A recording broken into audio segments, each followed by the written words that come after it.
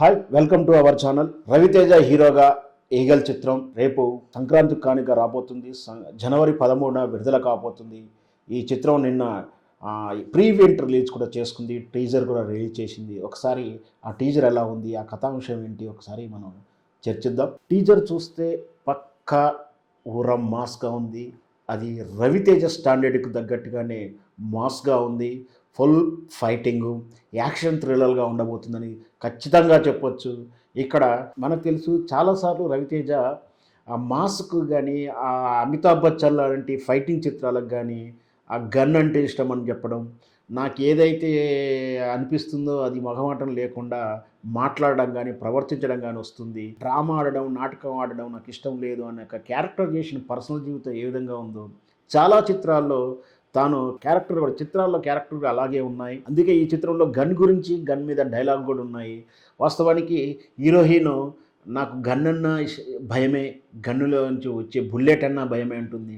అట్లాంటి హీరోయిన్ మరి గన్నే జీవితంగా గన్ను చేతిలో పట్టుకొని తూర్తంగా నడుస్తున్నటువంటి ఆ చిత్రంలో మరి హీరో క్యారెక్టర్ అయినటువంటి ఆ మాసిజం, ఫైటింగు, గన్ను, తుపాకులు, అండర్ వరల్డ్ డాన్సు, ఇదంతా ఫైటింగు మరి హీరోకి హీరోయిన్కి ఏ విధంగా ట్రాక్ కుదురుతుందో అనే సస్పెన్స్ వచ్చేలా చాలా చక్కగా సస్పెన్స్ మనకు అంటే ఈ డైలాగ్తో మరి హీరోయిన్ ఎట్లా ప్రేమిస్తుంది, ఎలా ఇష్టపడతారు అనేది మనం తెర మీద చూడాలని ఆసక్తి రేపించేలా ఉంది ఈ టీజర్.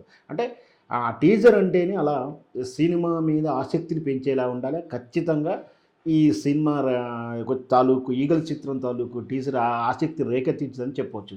ఇకపోతే ఈ చిత్రం టీజర్ తాలూకు దాంట్లో వినపడే డైలాగ్ కూడా చాలా ఆసక్తికరంగా ఉన్నాయి.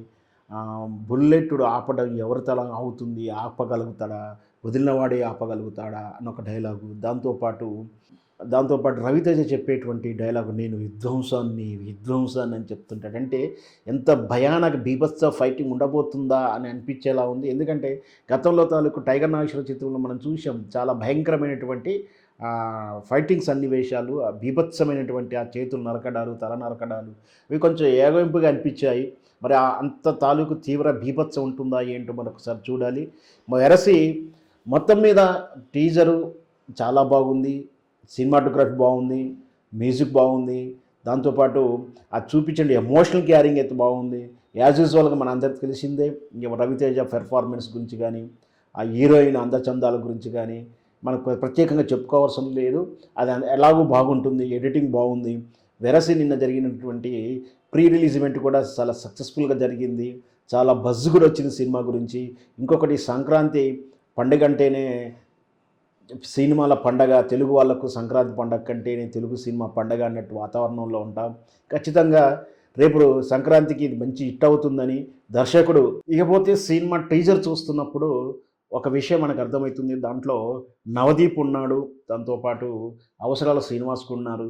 అక్కడ నవదీప్ తోటి అడుగుతుంది హీరోయిన్, ఇంత బీభత్సం సృష్టించి అతని కథ నేను తెలుసుకోవాలనుకుంటున్నాను అని ఒక ఆసక్తికరమైనటువంటి డైలాగ్ ఉండడం అంటే బహుశా ఈ చిత్రం ఫ్లాష్ బ్యాక్తో ఓపెన్ అవుతుందని మనం అర్థం చేసుకోవచ్చు. అంటే ఒకరి గురించి స్టడీ చేయడం కానీ, ఇన్వెస్టిగేషన్ చేయడం కానీ, లేదా ఆసక్తికర ఫ్లాష్ బ్యాక్ ఓపెన్ చేయడం కానీ కథ అంతా కూడా రివీల్ అవుతుండొచ్చు అనేది మనం అంచనా వేసుకోవచ్చు. ఇకపోతే ఈ సినిమా క్రెడిట్ గురించి మాట్లాడుకోవాలంటే డైరెక్టర్ కార్తీక్ ఘట్టమనేని.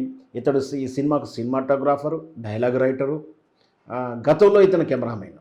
సో వెరసి సినిమా ఎడిటింగ్లో కూడా తాను ఇన్వాల్వ్ అవుతున్నట్టుగా, ఎడిటింగ్ కూడా తను చేసినట్టు కూడా తెలుస్తుంది. ఏదైతేనేమి కార్తీక్ ఘట్టమనేని ఈ చిత్రం చాలా శ్రద్ధగా పెట్టి, అంటే ప్రతిదీ కూడా అంటే editing, music, camera and direction and dialogues అంటే అన్నిట్లో కూడా తన మార్కు చూపించుకుంటూ తన ఇన్వాల్వ్మెంట్ చూపిస్తుంటే ఎంత శ్రద్ధగా సినిమాను తీర్చిదిద్దుతుందో మనం ఊహించవచ్చు.